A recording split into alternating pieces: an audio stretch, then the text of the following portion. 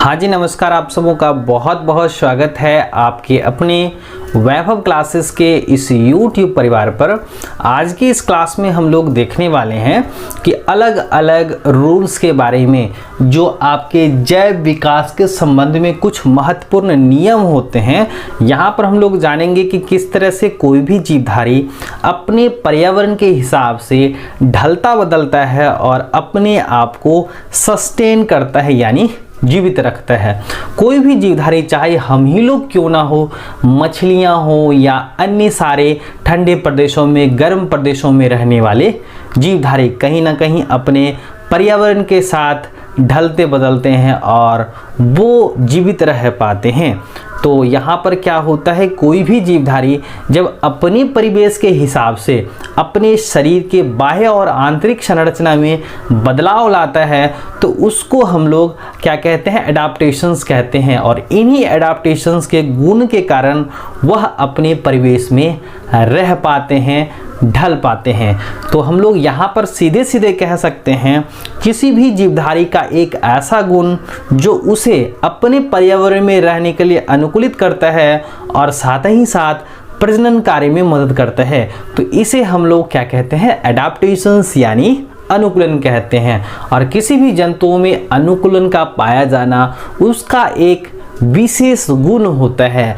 अगर वो ऐसा नहीं कर पाते हैं अपने पर्यावरण के हिसाब से तो वे जीवधारी लंबे समय तक अपने पर्यावरण में नहीं रह सकते। तो आइए हम लोग यहाँ पर जानते हैं जैव विकास के संबंध में कुछ महत्वपूर्ण नियम के बारे में हम लोग यहाँ पर देखेंगे। तो पहला जो हम लोग का है गाउस का नियम यानी कि गॉसेस रूल्स है। यानी कि गाउस का नियम कहता है कि जीवधारियों की कोई भी दो जातियां जिनकी वातावरणीय आवश्यकताएं एक जैसी हों, बहुत अधिक समय तक एक ही स्थान पर नहीं रह सकती।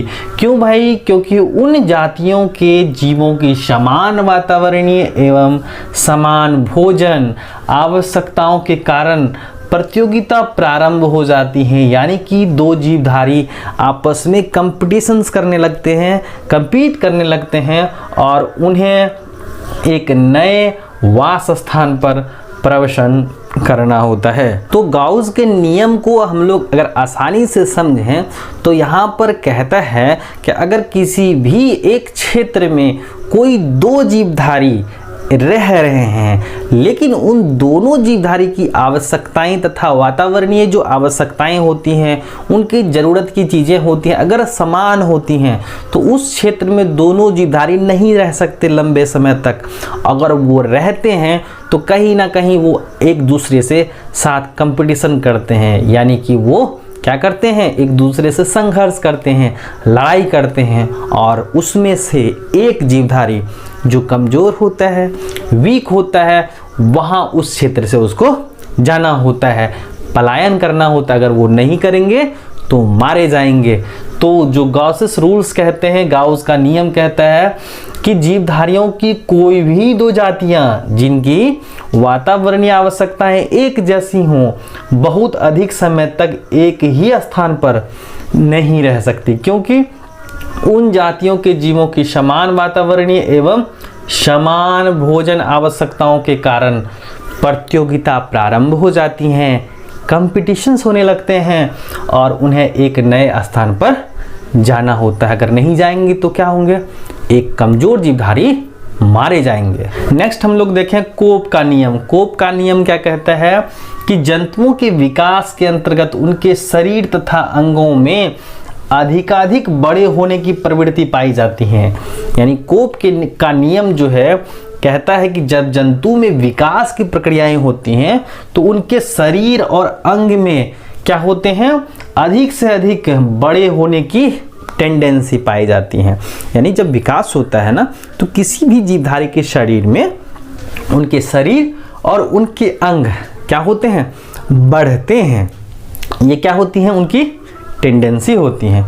उसके बाद नेक्स्ट देखें एलन्स का नियम। एलन का नियम क्या कहता है भाई कि शीत प्रदेशों में, यानी कि जो आपके टेम्पलेट क्षेत्र होते हैं, ठंडे प्रदेश होते हैं, उनमें जो निवास करने वाले जो जंतु होते हैं यानी एनिमल्स होते हैं, उनके शरीर में सिर पर जो पाए जाते हैं नाक होते हैं, कान होते हैं, पूंछ होते हैं, साथ साथ जो लेग्स होते हैं कैसे होते हैं, छोटे होते हैं।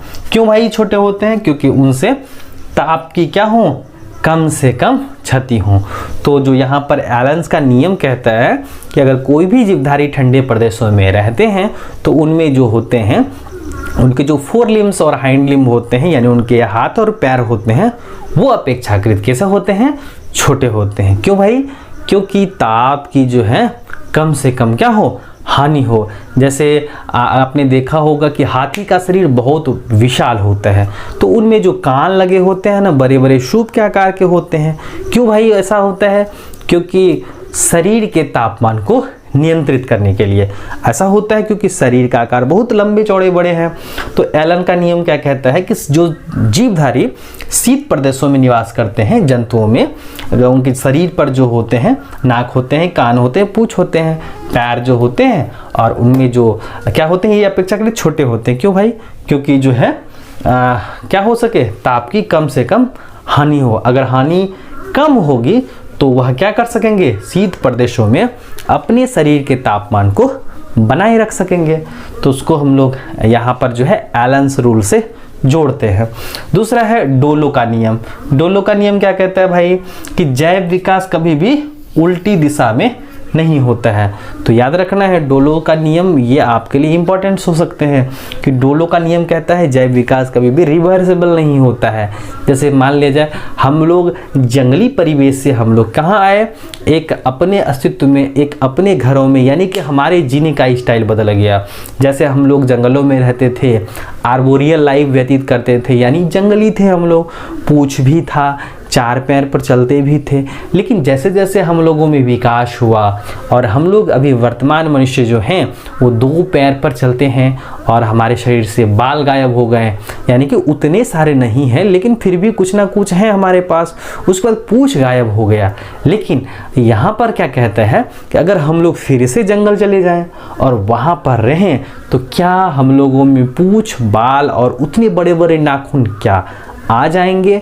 तो यहाँ पर क्या बात होती है कि जो डोलोस का नियम कहता है कि जैव विकास कभी भी उल्टी दिशा में नहीं होता है।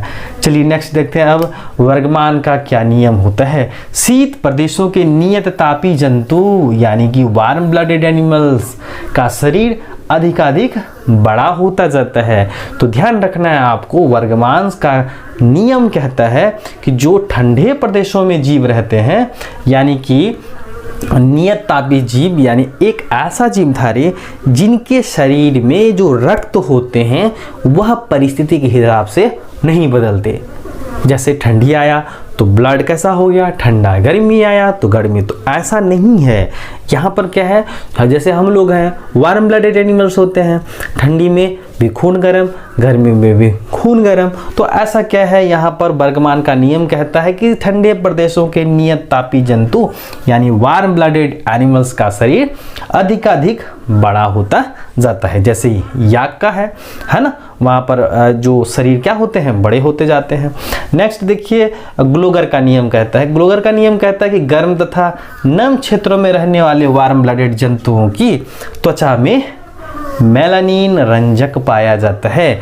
यानी कि मेलानिन रंजक क्या होता है, शरीर में जो त्वचा का रंग होता है इसके लिए जिम्मेदार होते हैं।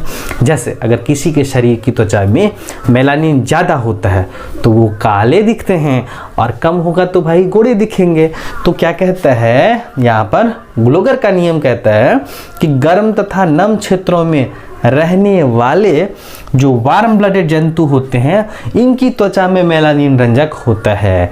तो यहाँ पर हम लोगों ने देखा गाउस का क्या नियम होता है, कोप का क्या नियम है, एलन्स का नियम क्या है, डोलो का क्या नियम है, वर्गमान का क्या नियम है और ग्लोगर का क्या नियम है, जो आपके यहाँ पर अलग अलग परीक्षाओं में पूछे जाते हैं। खास करके आपके 12वीं की कक्षा में जो है कहीं ना कहीं इससे एक रूल्स जरूर पूछे जाते हैं। और जो व्यूअर्स इस चैनल पर नए हैं, चैनल को सब्सक्राइब कर लीजिएगा, अपने साथी के साथ ज़रूर शेयर कीजिएगा ताकि आने वाली वीडियोस की नोटिफिकेशंस सबसे पहले आपको मिल सके। तो चलिए आज के लिए बस इतना ही, हम लोग मिलते हैं नेक्स्ट क्लास में।